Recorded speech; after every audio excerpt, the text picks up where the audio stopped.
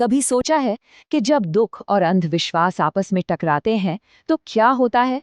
आज हम बछुआ की कहानी में उतरने वाले हैं। एक ऐसी कहानी जो सच और झूठ के बीच की लकीर को धुंधला कर देगी और ये सवाल खड़ा करेगी कि असली दुश्मन आखिर है कौन। कहानी की शुरुआत ही इन लाइनों से होती है। सोचिए, बाराबंकी की धुन भरी रातें। और ये शब्द, ये सिर्फ माहौल नहीं बना रहे, ये एक चेतावनी है, एक ऐसे खतरे की जो बस दस्तक देने ही वाला है।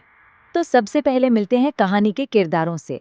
हर कहानी की तरह यहाँ भी किरदारों की अपनी उलझनें हैं, अपने दुख हैं, और यही उलझनें अनजाने में ही उस डर की जमीन तैयार करती हैं जो आगे आने वाला है। कहानी के सेंटर में है तीन दोस्त। एक है आशीष, जो अपनी माँ के जाने के गम से उबर नहीं पा रहा है। फिर है उसकी दोस्तें पायल और सुरभि। वो बस चाहती हैं कि आशीष किसी तरह इस सदमे से बाहर आए। और बस इसी चक्कर में वो लोग अचानक से एक ट्रिप का प्लान बना लेते हैं, बाराबंकी के एक पुराने से फैमिली गेस्ट हाउस में। उन्हें क्या पता था कि ये सफ़र उनकी पूरी जिंदगी बदलने वाला है। आशीष की हालत को यहाँ समझना बहुत ज़रूरी है। देखिए, एक तरफ उसके पापा हैं जिनका दबाव है कि बेटा पढ़ाई पर ध्यान दो, और दूसरी तरफ है उसकी माँ की याद, जिन्होंने उसे प्यार से एक ताबीज़ दिया था। कहा था कि ये हर बुरी नज़र से बचाएगा। एक ऐसा ताबीज़ जिसकी ज़रूरत उसे बहुत बहुत जल्द पड़ने वाली थी। और देखिए, यहीं पर किस्मत ने उन्हें एक इशारा भी दिया था, एक वार्निंग। लेकिन उन्होंने उसे देखा ही नहीं। एक अखबार की हेडलाइन थी, पूर्वांचल हाईवे पर एक 9 साल के बच्चे की एक्सीडेंट में मौत। और ये लोग जाने भी उसी हाईवे पर वाले थे। अब बताइए, क्या ये सिर्फ एक इत्तेफाक था?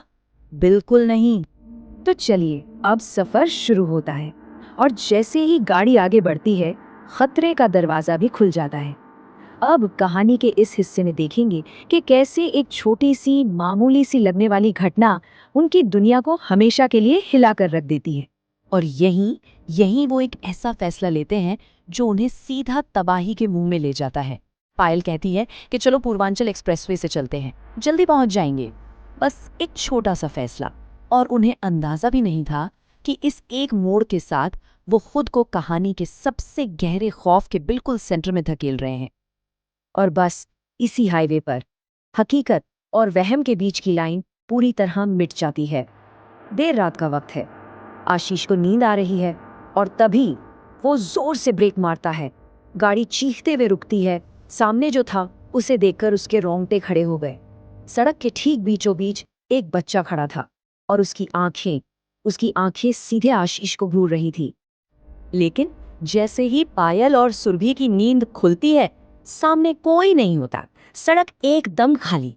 वो लोग इसे आशीष की थकान और उसका वहम समझकर मजाक उड़ाने लगते हैं। सोचिए, ये सिर्फ एक डरावना पल नहीं था।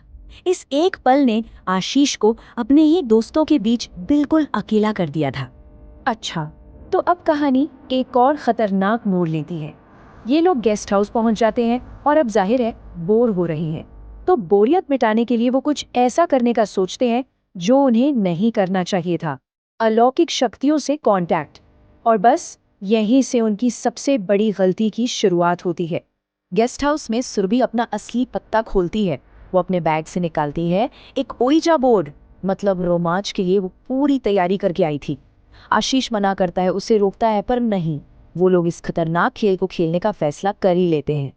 जैसे ही वो लोग बोर्ड पर हाथ रखते हैं ना, कमरे की हवा जैसे भारी हो जाती, एक अजीब सी खामोशी। और फिर वो कांपते हुए पहला सवाल पूछते हैं, तुम कौन हो? उन्हें जरा भी अंदाजा नहीं था कि उनकी ये पुकार सुनी जा रही है। और फिर वो होता है, प्लानचेट हिलने लगता है धीरे धीरे, एक एक अक्षर पर रुकता है। SONA, सोना।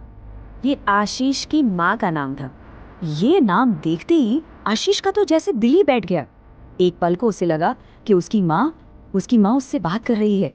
उसकी आंखों में आंसू थे जब उसने पूछा, माँ, क्या ये तुम हो? और प्लेनचेट सीधा हाँ पर जाकर रुक गया। आशीष को तो पूरा यकीन हो गया, पर क्या ये सच में उसकी माँ थी? लेकिन अचानक कुछ बदल जाता है।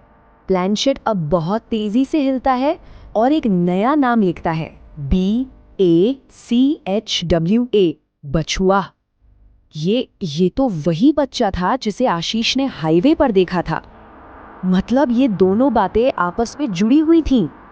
और इसके बाद बोर्ड एक और अजीब सा मैसेज देता है। 2 शब्द, टेम्पल और ब्रेक, मंदिर तोड़ो। अब गम में डूबा आशीष क्या सोचता। उसे लगा ये उसकी माँ का मैसेज है कि उस बछुआ की बुरी आत्मा से बचने के लिए उन्हें मंदिर में जाकर कुछ तोड़ना होगा। और बस यहीं से उनकी सबसे बड़ी, सबसे भयानक गलती की कहानी शुरू होती है। तो अब कहानी उस पॉइंट पर पहुंच गई है जहां ये दोस्त एक बहुत बड़ी गलतफहमी का शिकार होकर एक ऐसी भूल करने वाले हैं जिसकी कीमत उन्हें बहुत बुरी तरह चुकानी पड़ेगी। तो ओइसा बोर्ड की बात पर यकीन करके वो लोग एक प्लान बनाते हैं। प्लान क्या था कि गांव के बाहर जो मंदिर है वहां जाएंगे। वहां एक त्रिशूल है जिस पर जंजीर और ताला लगा है, और उस ताले को तोड़ देंगे। उन्हें लगा बस इतना करने से बछुआ की आत्मा से वो हमेशा के लिए बच जाएंगे। और जैसे ही वो मंदिर पहुंचते हैं, बछुआ का भूत उनके सामने आ जाता है। वो उन्हें रोकने की कोशिश करता है, जैसे वो उस त्रिशूल की, उस ताले की हिफाजत कर रहा हो। लेकिन ये लोग तो धोखे में थे। उन्हें लगा कि अरे ये तो अपनी रक्षा कर रहा है, मतलब हम सही रास्ते पर हैं। और फिर वो अपनी सबसे बड़ी और शायद आखिरी गलती कर बैठते हैं। वो उस ताले को तोड़ देते हैं। उन्हें लगा चलो खतरा टल गया, हमने भूत को हरा दिया। लेकिन असल में उन्होंने खतरे को हराया नहीं था। उन्होंने एक बहुत बड़ी, बहुत पुरानी बुराई को आजाद कर दिया था। तो अब वक्त है पर्दे के पीछे छिपे असली सच का सामना करने का। कहानी अपने क्लाइमैक्स पर पहुंच चुकी है। असली दुश्मन अब सामने आने वाला है और इसके बाद होगा आखिरी टकराव। और यही खुलता है कहानी का सबसे बड़ा ट्विस्ट। वो जिसे आशीष अपनी माँ सोना समझ रहा था, वो असल में कोई और था। एक दुष्ट आत्मा जिसका नाम था सोनम। वो उन्हें धोखा दे रही थी। और बछुआ, जिसे वो शुरू से दुश्मन समझ रहे थे, वो असल में उन्हें बचाने की कोशिश कर रहा था। ताला टूटते ही असली भूत सामने आता है। लाल साड़ी में एक औरत, सोनम। वो अपने असली खौफनाक रूप में उन पर हमला कर देती है। और ठीक उसी पल आशीष को सब कुछ साफ हो जाता है। उसे समझ आ जाता है कि बछुआ दुश्मन नहीं था, वो तो उनका रक्षक था। इसके बाद जो हुआ वो बहुत तेजी से हुआ। बछुआ ने आशीष को इशारा किया और आशीष ने वही त्रिशूल उठा लिया जिसे उसने गलती से आजाद किया था, और अपनी पूरी ताकत लगाकर उसने सोनम पर वार कर दिया। एक भयानक चीख गूंजती है और वो बुरी आत्मा हमेशा के लिए राख बन जाती है। सब खत्म होने के बाद आशीष बछुआ की तरफ देखता है। वो छोटा सा रक्षक उसे एक हल्की सी मुस्कान देता है और देवी की मूर्ति के पीछे गायब हो जाता है, हमेशा के लिए। ये कहानी बस एक बात याद दिलाती है कि हर चीज वैसी नहीं होती जैसी दिखती है। कभी-कभी जिसे हम सबसे बड़ा दुश्मन समझ रहे होते हैं, असल में वही हमारा सबसे बड़ा रक्षक होता है।